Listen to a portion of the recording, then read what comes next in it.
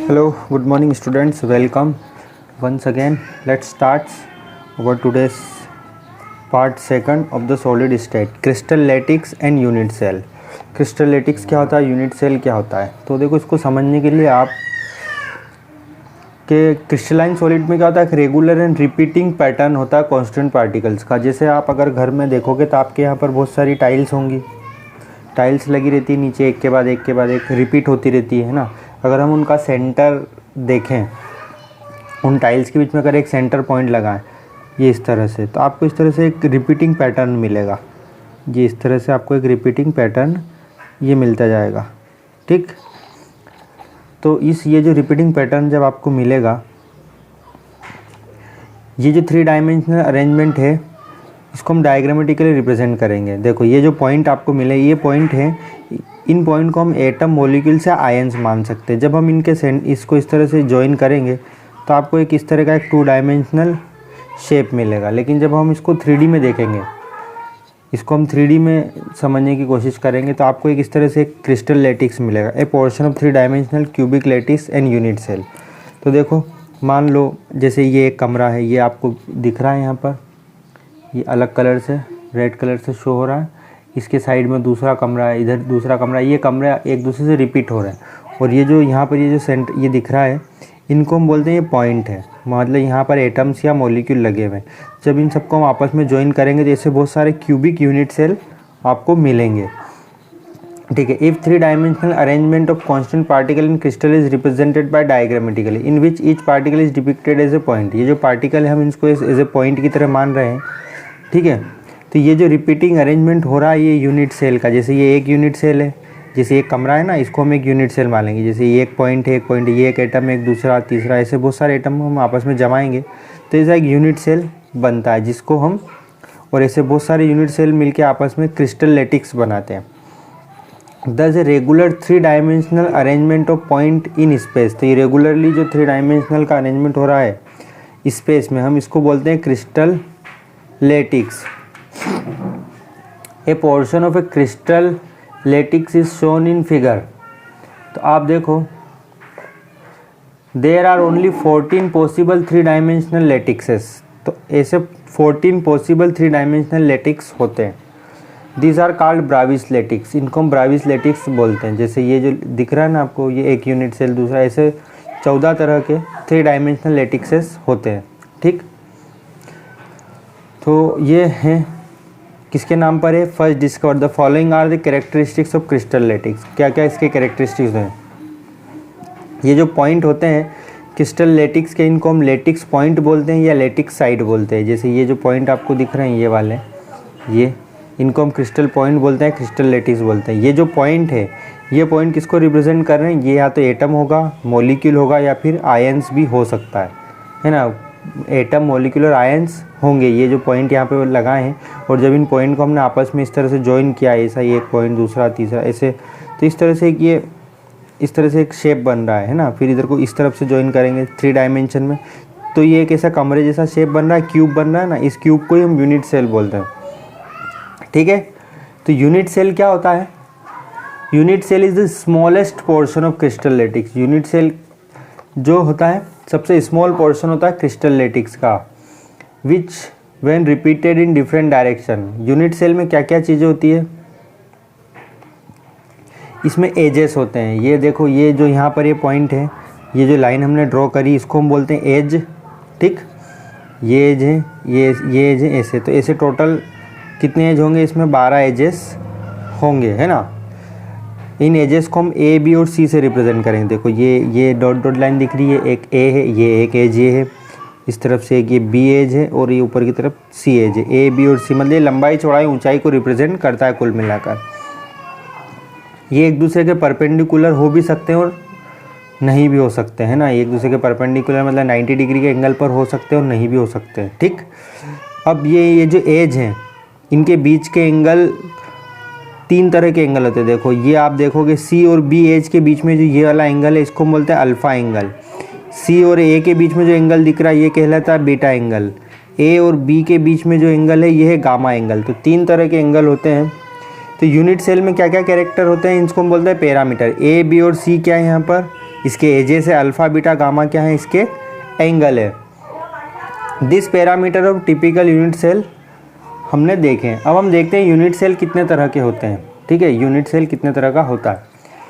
तो हम इसको दो कैटेगरी में डिवाइड करेंगे, primitive and centered unit cell. तो प्राइमिटिव में देखते हैं, सबसे पहले दो तरह के हम यूनिट सेल देखने वाले हैं। फर्स्ट वन है प्राइमिटिव और सेकंड वन है centered unit cell. Primitive unit cell में देखते हैं तो ये जो कांस्टेंट पार्टिकल होते हैं कहाँ प्रेजेंट होते हैं, only on the corner position of a unit cell is called as primitive unit cell. Primitive unit cell किसको बोलते हैं, जब एटम कहाँ प्रेजेंट होते हैं, सिर्फ उसके कॉर्नर पे। जैसे आप एक क्यूब बनाओ, ये आपने देखा होगा, ये क्यूब है आपका, मान लो दिस इज़ अ क्यूब, और अगर एटम जो है, ये क्यूब है आपका, एटम सिर्फ ये जो है ये वाली पोजीशन, इसको हम बोलते हैं कॉर्नर। अगर एटम सिर्फ यहाँ पर प्रेजेंट है, इस जगह पर कॉर्नर पर, तो ये कहलाता है प्राइमिटिव यूनिट सेल। ठीक, अगर एटम सिर्फ कहाँ पर प्रेजेंट हो, कॉर्नर पर प्रेजेंट हो, तो ये कहलाता है प्राइमिटिव यूनिट सेल। और दूसरा वाला आता है centered unit cell. Centered when unit cell contain one और मोर कांस्टेंट पार्टिकल। तो कॉर्नर पर एटम प्रेजेंट हो, इसके अलावा बॉडी के दूसरी जगह पर भी एटम प्रेजेंट हो, देखो more constant particle other than corner in addition to those at corner, it is called centred unit cell. देखो ये है आपका। अब सेंटर्ड में जैसे कॉर्नर पर तो एटम है, इसके अलावा और दूसरी जगह भी एटम प्रेजेंट होते हैं। देखो कहाँ होंगे इसमें, सबसे पहले हम देखते हैं बॉडी सेंटर्ड। बॉडी सेंटर्ड किसको बोलेंगे हम, जैसे आपका एक यूनिट सेल है, ये एक यूनिट सेल है। ठीक, this is a unit cell, ये यूनिट सेल है आपका। ओके, तो इसमें कॉर्नर पर तो एटम प्रेजेंट है, एक यहाँ पर है, एक यहाँ पर है, एक यहाँ पर है, ऐसे 8 कॉर्नर हैं टोटल। ठीक, ये ऐसे 8 कॉर्नर है। तो एटम अगर यहाँ कॉर्नर पे प्रेजेंट है, इसके अलावा एक बॉडी के बीच में भी प्रेजेंट, जैसे कि ये कमरा है, कमरे के बिल्कुल बीचों बीच एक एटम प्रेजेंट होता है ना। एक क्यूब है, इस क्यूब के बिल्कुल सेंटर में एक एटम है, तो इसको हम बोलते हैं body centered unit cell. Such a unit cell contain one constant particle at its body center, body के बिल्कुल सेंटर में, कॉर्नर के अलावा। एक होता है फेस सेंटर्ड यूनिट सेल।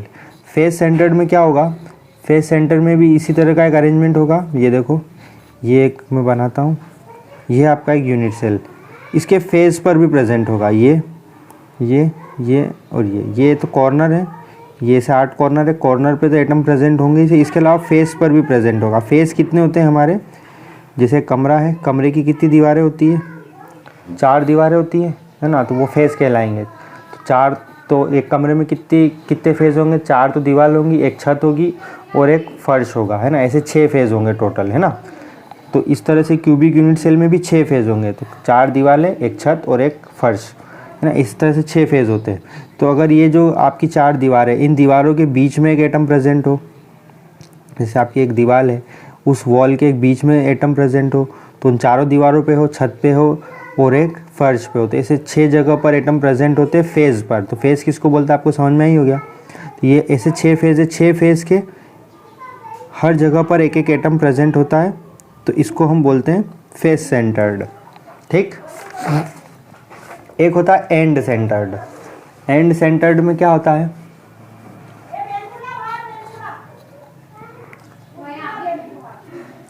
देखो and center in unit cell one constant particle is present at the center of any 2 opposite faces. कोई भी 2 अपोजिट फेस के सेंटर में प्रेजेंट हो, जैसे कि एक आपका यूनिट सेल है, दिस, ये आपका एक यूनिट सेल है, ये दिस, ये इनके अपोजिट फेसेस पर हो, जैसे कि अपोजिट फेस कौन से, एक ऊपर का और एक नीचे का, ऊपर नीचे एक फेज में हो, तो ये इस तरह से कहलाता है। ठीक है, या आमने सामने हो, है ना। तो अगर अपोजिट फेजेस पर प्रेजेंट है तो हम उसको एंड सेंटर्ड बोलेंगे। तो प्राइमिटिव यूनिट सेल कितने तरह के होते हैं, प्राइमिटिव यूनिट सेल के आप ये डायग्राम देख सकते हो। प्राइमिटिव यूनिट सेल जो होते हैं, 7 प्राइमिटिव यूनिट सेल होते हैं एक क्रिस्टल में, 7 तरह के अरेंजमेंट हो सकता है। अभी तो हमने सिर्फ क्यूब बनाया था, ये क्यूबिक अरेंजमेंट में आप देखोगे तो ए, बी और सी तीनों इसकी एज, ये जो लंबाई चौड़ाई ऊंचाई होती है लगभग समान होती है, और इनके अल्फ़ा बीटा और गामा, जैसे ये बीटा ये भी 90 डिग्री होगा, अल्फ़ा ये भी 90 डिग्री का होगा और गामा ये भी 90 डिग्री होगा। ये वाला एंगल देखो सामने से, ये बीटा एंगल है, इस तरफ से आप देखोगे, मतलब किसी को कुछ भी नाम दे सकते हो, उससे कोई फ़र्क नहीं पड़ता, ठीक है। ये इधर वाला एंगल देखो और ये ऊपर वाला एंगल देखो, है ना, ये सब एक इक्वल होते हैं। ये इसको हम बोलते हैं क्यूबिक। टेट्रागोनल किसको बोलते हैं, देखो आप इसमें आप देखोगे टेट्रागोनल, ये देखो इसमें लंबाई चौड़ाई दिख रही है सेम आपको, लेकिन ऊंचाई इसकी अलग है ना, लेकिन एंगल तीनों का सेम है, अल्फ़ा बीटा गामा सभी 90 डिग्री के हैं। ऑर्थोरोम्बिक में आप देखोगे, ऑर्थोरोम्बिक में क्या है, इसमें लंबाई चौड़ाई और ऊंचाई तीनों अलग अलग लेंथ की होती है, ठीक है, लंबाई चौड़ाई ऊंचाई तीनों अलग अलग लेंथ की होगी, लेकिन एंगल इन तीनों में भी सेम होगा। Alpha is equal to 90 degree, beta 90 और गामा 90 डिग्री। मोनोक्लिनिक आप देखोगे तो मोनोक्लिनिक में भी आप क्या देखोगे कि इसमें भी लंबा ए बी और सी तीनों अलग अलग होते हैं, लंबाई चौड़ाई ऊंचाई तीनों अलग अलग होगी, बट एंगल इसमें आप देखोगे तो एंगल का फ़र्क आएगा। अल्फ़ा और बीटा ये दोनों तो 90 डिग्री के होते हैं, ठीक है, अल्फ़ा बीटा दोनों 90 डिग्री के होंगे, सॉरी अल्फ़ा और गामा तो 90 डिग्री के, लेकिन बीटा जो है वो नॉट इक्वल टू 120 डिग्री, वो 120 डिग्री के इक्वल नहीं है। ये आप इस शेप को देखो, ये कहलाता है आपका हेक्सागोनल। हेक्सागोनल किसको बोलते हैं, जब ए और बी तो एक जैसे हों, जैसे लंबाई और चौड़ाई एक जैसी हो लेकिन ऊंचाई अलग हो, और इस तरह का कोई शेप बने। देखो अल्फ़ा 90 डिग्री, बीटा 90 डिग्री, लेकिन गामा 120 डिग्री के इक्वल आ रहा है, तो इसको बोलते हैं हेक्सागोनल। ये वाला यूनिट सेल आप देखोगे, इसमें देखो ये कौन सा, रोम्बोहेड्रल। रोम्बोहेड्रल में क्या होगा, लंबाई चौड़ाई ऊंचाई तीनों सेम होंगी, लेकिन इनके बीच का एंगल अलग होगा। अल्फ़ा और बीटा जो है एंड गामा, ये तीनों ही 90 डिग्री के नहीं होंगे, तीनों में से एक भी 90 डिग्री का नहीं होगा, ठीक है। Alpha beta gamma is not equal to 90 degree, तो ये रोम्बोहेड्रल कहलाता है।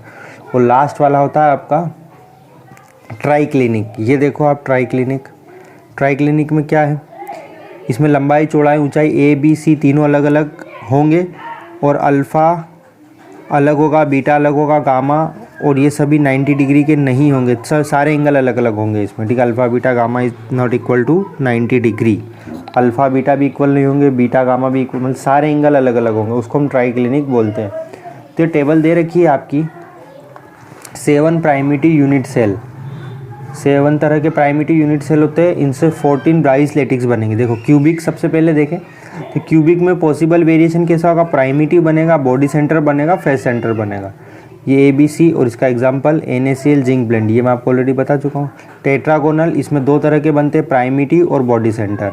A is equal to B, बस B is equal to B not equal to C, A B alpha beta gamma is equal to 90 degree, है ना, ये मैं आपको ऑलरेडी एक्सप्लेन कर चुका हूँ। ऑर्थोरोम्बिक इसमें 4 तरह के बनते हैं, primitive, body centre, face centre और end centre. A B C तीनों अलग अलग होते हैं, और लेकिन तीनों का एंगल 90 डिग्री है ना। हेक्सागोनल इसमें प्राइमिटिव बनेगा, A is equal to B, A और B बराबर होंगे, बट C अलग होगा, मतलब लंबाई चौड़ाई ऊंचाई वाला कॉन्सेप्ट है ना। अल्फ़ा बीटा गामा 90 डिग्री के होंगे, गामा 120 डिग्री का होगा।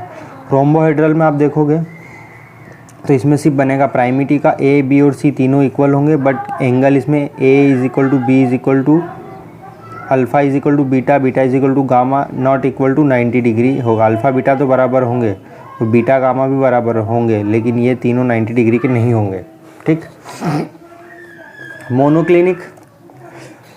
मोनोक्लिनिक में देखो प्राइमिटिव दे रखा है, एंड सेंटर दे रखा है, 2 तरह के पॉसिबल वेरिएशन है ना, ये मैं ऑलरेडी समझा चुका हूँ, आप इसको देखें।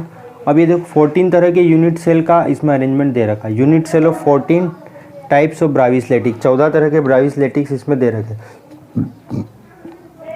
सबसे पहले देखो आप, ये कौन सा है, ये क्यूबिक वाला अरेंजमेंट है, क्यूब है। प्राइमिटिव जहाँ पे कॉर्नर पे एटम होते हैं, देखो ये कॉर्नर, ये कॉर्नर पे एटम है। बॉडी सेंटर जहाँ पे कॉर्नर पे एटम होते हैं और एक बिल्कुल बॉडी के बीच में होता है। फेस सेंटर में देखो कॉर्नर पे एटम होते हैं और फेसेस पे भी एटम होते हैं, देखो एक फेज ये, दूसरा, तीसरा, चौथा, है ना, ऐसे 6 फेजेस पे 6 एटम दे रखे हैं। दूसरा वाला देखो, थर्ड वाला, ये इसमें है कौन सा है, टेट्रागोनल है। टेट्रागोनल का लंबाई चौड़ाई और ऊंचाई, लंबाई चौड़ाई सेम बट ऊंचाई अलग, है ना। प्राइमिटिव होगा कॉर्नर पे और बॉडी होगा corner as well as body centered. Next है आपका orthorhombic lattice, unequal side, angle between all faces 90 degree. देखो लंबाई चौड़ाई और ऊंचाई तीनों अलग अलग होंगी, बट इसमें एंगल सब में 90 डिग्री होगा। तो एक तो प्राइमिटिव बनेगा कॉर्नर पर, एक एंड सेंटर बनेगा अपोजिट फेस पर होगा, एक ऊपर एक नीचे या तो ऊपर नीचे या इस तरफ है ना। बॉडी सेंटर कॉर्नर पे और फिर बॉडी के सेंटर में। फेस सेंटर में क्या कॉर्नर पे होगा और 6 फेजेस पे प्रेजेंट होगा, ठीक। नेक्स्ट इसमें दे रखा मोनोक्लिनिक, देखो इसमें इसमें मोनोक्लिनिक में कौन सा दे रखा प्राइमिटिव और एंड सेंटर, ठीक। और ये यहाँ पर दे रखा एक और, इसको देखो आप हेक्सागोनल रियलिटिक, one side different in length, एक साइड अलग होंगी, two other 2 side, marked angle on 2 faces are 60 degree. इसमें एंगल कितना दे रखा है 60 डिग्री, ये 60 डिग्री का एंगल होगा। ये रोम्बोहेड्रल है, देखो all sides of equal length, सभी इक्वल लेंथ की होगी, बट एंगल क्या है, angle on 2 faces are less than 90 degree, 2 face के बीच में एंगल 90 डिग्री से कम होगा। और लास्ट वाला है ट्राइक्लिनिक लेटिक्स, इसमें क्या होगा अनइक्वल साइड्स होंगी ABC और ABC और अनइक्वल, मतलब सब कुछ अलग अलग होगा, लंबाई चौड़ा ऊंचाई अलग, सारे एंगल भी अलग, ठीक 90 डिग्री से। तो ये है आपके 14 टाइप के ब्राविस लेटिक्स, इनके एक बार बनाने की प्रैक्टिस कर लेना, ठीक। सो इतना ही आज के लिए, जो भी हमने पढ़ा है इसको रिवाइज़ करें, पढ़ें अच्छे से और इसकी प्रैक्टिस करने की कोशिश करें। बाकी का हम नेक्स्ट सेशन में देखेंगे, ओके। सो आप सबका बहुत बहुत शुक्रिया, बहुत बहुत धन्यवाद वीडियो को देखने के लिए। Okay, bye bye, thank